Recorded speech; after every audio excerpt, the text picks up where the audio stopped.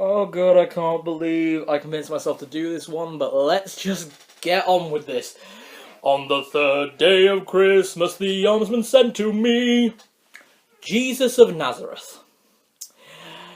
Now, many of my followers who know me in real life would have probably seen this one coming, would have gone, oh god, he's not going to do that, oh of course he's going to do that.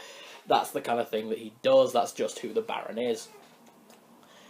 And I had to. I just absolutely had to. You can't talk about a Christmas in any way without talking about Jesus of Nazareth, Jesus Christ. Literally, the figure that the season is named for. So, I'm going to do my absolute best to be as respectful as I can. I am not going to be discussing any of the miracles. I will not be discussing was he real, was he not, was he a god, was he the son of God, any of that. I'm literally going to talk about, in that time period, let's say there was a man named Jesus who was born in Nazareth, and he grew up in that time as the son of a carpenter, and towards the end of his life, he was a very good man. He was a very kind man who told everyone to share and care and other things that are good and we should all do anyway, without someone having to tell us to do them. Oh god, I need a drink. Rum. So, let's do this. So, what do we know about this figure? Jesus of Nazareth, Jesus Christ. Well, we know he would have been a carpenter. He was the son of a carpenter, he probably trained, and we know he did train from biblical records. We know that he would have been very strong, because it was pre-technology. He would have been using hammer and chisel, he would have been using very rustic saws. He would have been using equipment that would have weighed a lot and would have taken a lot out of him to use. So we can see that he'd be strong, and he would have high stamina. Now, what else would being a son of a carpenter mean? It would mean he'd be from a good income household, he'd have good food, and he was from a single-child family, which was very rare back then, even in that part of the world.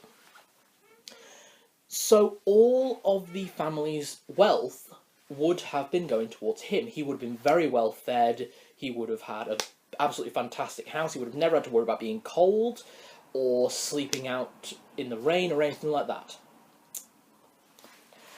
Now for the interesting bit, and I really worked at this, I really researched this before I even started this. Genuinely, I know sometimes it seems like I ad hoc a lot of stuff, but I never go into a video without research, and especially something as important as this, something that people care about so much as this. So at the time of Jesus' birth and Jesus' rising, growing up, that part of the world was under Roman occupation. Now we know this from Roman records. We know this what the Middle East area around that kind of region was. It was a Roman imperial state. That means that it was part of the empire, but it did not have a part of the Senate. So we can see that from characters in the story like Pontius Pilate and the centurions and the legionnaires and things like that. But what would that have meant? What would that have meant for children and young men growing up in that period of time? Well, quite frankly, what it would have meant is that he would have done national service, as far as we would know it today. Now, for anyone that doesn't know what national service is, it's where you are required by your country to serve in the military or in some other fashion. I know that for a while in Germany and other European countries, rather than having to join the army, you could join the ambulance service. I had a friend who lived in Germany who did that. So that is something nowadays, but back then it was just military service. So Jesus would have done military service. He would have done national service.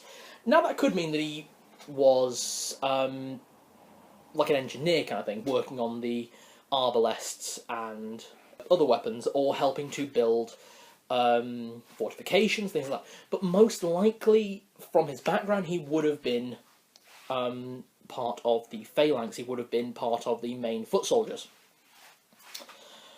And he would have been leading, well, not leading, we don't, because obviously he was just national service. We're not talking about him being a big part of the military. We're just talking about him being part of the military. We can't assume what kind of rank he was, historically. So, he would have been part of military campaigns into, further into Asia, most likely. Further into the Middle East, and possibly into China or Mongolia.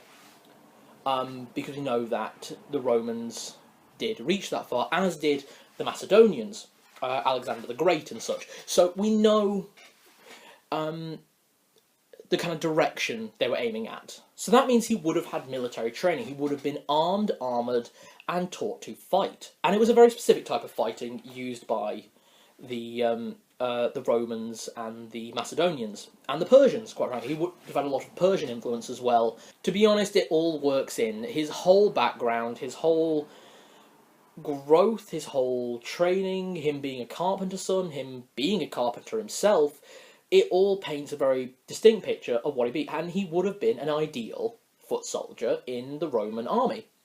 And I would genuinely give him that kind of equipment. We're talking about a short, machete-like sword, similar to a falchion, or the gladius, of course, but personally, with that build and that kind of background, I'd actually give him a one-handed, a one-bladed slashing weapon, rather than the double-sided gladius. I don't think he could generate enough force with a stab due to muscle growth and training and that kind of thing. Stabbing motions require a very different set of muscles, and I don't think he'd be best optimised to stab. I think he'd be better for slashing, hacking, chopping, effectively. So I personally would give him a falchion or a mesa, possibly even a machete, something like that. Something that he could do a lot of damage with in a nice single-hand motion.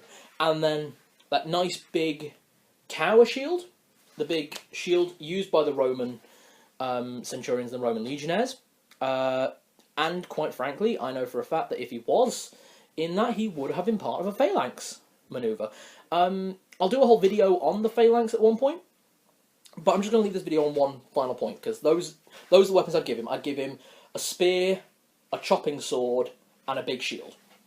I think he'd do amazingly with those, if he ever was inclined to, which I don't believe he was, because he was a lovely hippie of a man. And I'll just leave you with this. A phalanx is usually built up of, say, about 20 people on a front line, depending on build. A full platoon in a phalanx could measure anywhere up to the hundreds, but would usually be around 30 to 50. Let's say he was in a big fight and only 13 people survived. Wouldn't those people be really close? Almost as close as brothers, I'd say. So, that's just something, and I'm so glad this video is over, because I was really scared of offending anyone. I hope you enjoyed the video, and I hope I was able to do it justice and fairness to anyone out there celebrating. Have a Merry Christmas, have a Happy Holiday. If you so believe, may the Holy Spirit bless you. Thank you very much. Like and subscribe for future videos, and join me for tomorrow for part 4 of the 12 Days of Armsmas. Thank you, and now get out of my house. Bye.